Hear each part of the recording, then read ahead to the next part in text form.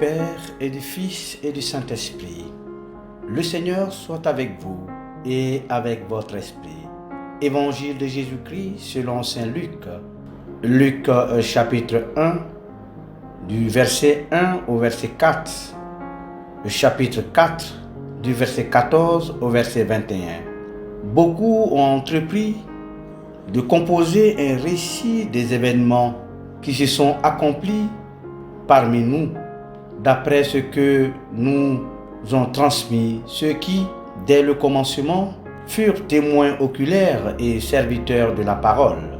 C'est pourquoi j'ai décidé, moi aussi, après avoir recueilli avec précision des informations concernant tout ce qui s'est passé depuis le début, d'écrire pour toi, excellent Théophile, un exposé suivi afin que tu te rendes compte de la solidité des enseignements que tu as entendus. En ce temps-là, lorsque Jésus, dans la puissance de l'Esprit, revint à Galilée, sa renommée se répandit dans toute la région. Il enseignait dans les synagogues et tout le monde faisait son éloge. Il vint à Nazareth où il avait été élevé. Selon son habitude, il entra dans la synagogue le jour du Shabbat et se leva pour faire la lecture. On lui remit le livre du prophète Isaïe.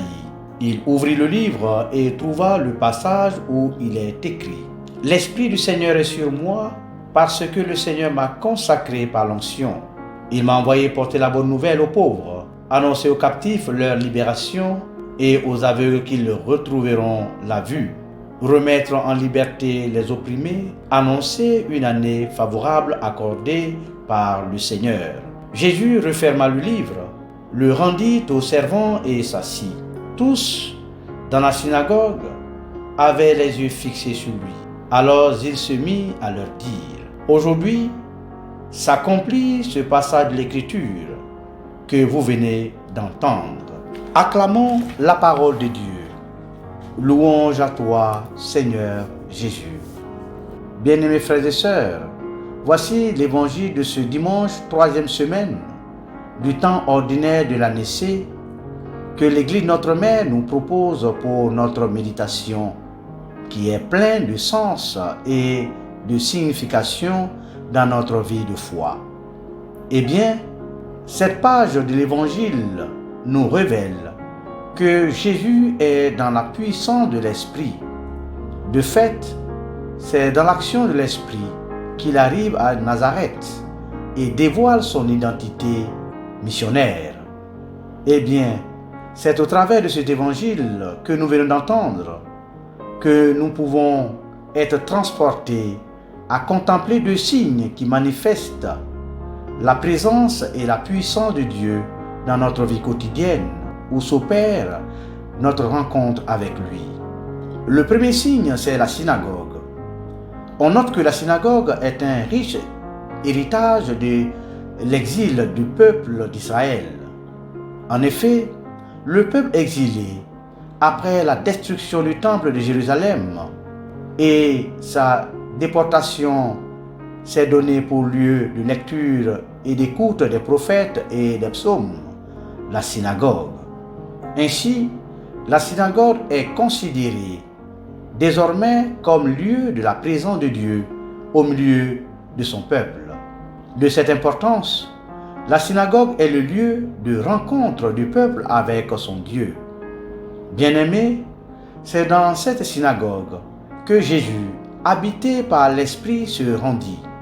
Il y va pour écouter, méditer et enseigner la parole de Dieu.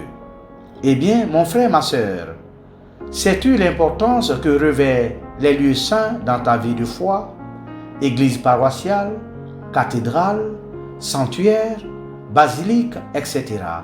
L'évangéliste souligne bien, Jésus, dans la puissance de l'Esprit, revint en Galilée.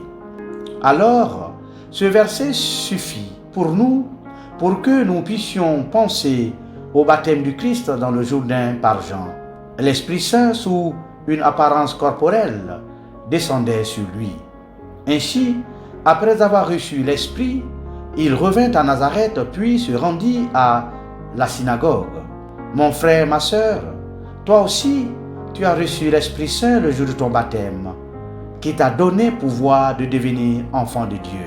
Où en es-tu avec l'Esprit que tu as reçu? Est-ce que tu crois en sa présence agissante dans ta vie? Ou encore, est-ce que tu te laisses conduire par lui pour une réelle rencontre avec le Seigneur? Ou bien encore, quels sont les lieux où tu cherches Dieu dans ta vie? Bien-aimés, nous n'avons pas de lieu ou encore, nous n'avons personne vers qui aller, sinon vers Dieu. Ainsi, c'est dans les lieux dans lesquels sont célébrés les mystères du Seigneur.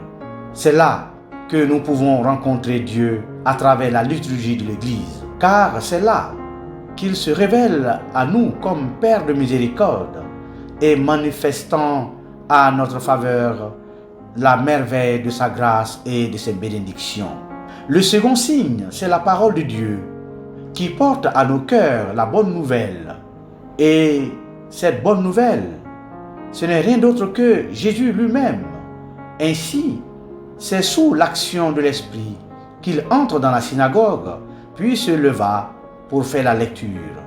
Et là, il trouve le passage du prophète Isaïe. « L'Esprit du Seigneur est sur moi, parce que le Seigneur m'a consacré par l'onction. Il m'a envoyé porter la bonne nouvelle aux pauvres, annoncer aux captifs leur libération et aux aveugles qu'ils trouveront la vue, remettre en liberté les opprimés, annoncer une année favorable accordée par le Seigneur. » Après la lecture, Jésus déclara: « Aujourd'hui s'accomplit le passage que vous venez d'entendre. » Bien-aimés, Jésus, Verbe fait chair, est pour nous croyants bonne nouvelle pour notre monde et pour chacune de nos vies. C'est pourquoi c'est dans la synagogue, en présence de Dieu, son Père, il dévoile son identité comme celui qui a été annoncé par le prophète. De fait, c'est lui qui est venu apporter le réconfort, la consolation, la libération à celles et ceux qui connaissent la souffrance, l'angoisse, l'oppression, les déceptions de tout genre et l'indignation. Sa parole est un signe de réconfort pour les plus faibles, pour tout homme et pour tout l'homme. Pour eux, il devient une parole agissante qui sauve. Mon frère, ma sœur, dans l'itinéraire de la foi, chaque jour que le Seigneur te donne est une occasion nouvelle pour que s'accomplisse la puissance de la parole qui te libère et qui te délivre si tu te laisses entraîner dans cette communion de cœur avec lui. Car pour tous ceux qui croient en Dieu, il n'y a pas de hasard dans leur vie, mais il y a une manifestation de l'action providentielle de Dieu dans leur vie. C'est d'autant dire que Dieu ne se dédie pas, mais il exprime toujours sa fidélité et son amour envers celles et ceux qui lui font confiance. C'est pourquoi aujourd'hui, il dévoile son visage aux plus pauvres, c'est-à-dire à celles et ceux qui comptent sur lui, comme pour dire: Dieu nous rejoint tous les jours dans sa parole, qui possède la force de sa présence dans toutes les situations de notre vie. Bien-aimés, ce dimanche nous invite à tout égard à découvrir l'importance de la parole de Dieu dans notre vie de foi, puisqu'elle est le lieu véritable du dévoilement du visage de Dieu qui vient à notre rencontre dans toutes les situations de notre existence. N'a-t-il pas dit: « Je suis avec vous tous les jours jusqu'à la fin des temps » ? Puisse le Seigneur diriger notre vie selon son amour, afin qu'au nom de son Fils Jésus-Christ bien-aimé, Verbe fait chair, nous puissions découvrir chaque jour les signes de sa présence dans notre vie, pour plus de paix et de joie, en prenant soin de nous et des autres. Amen.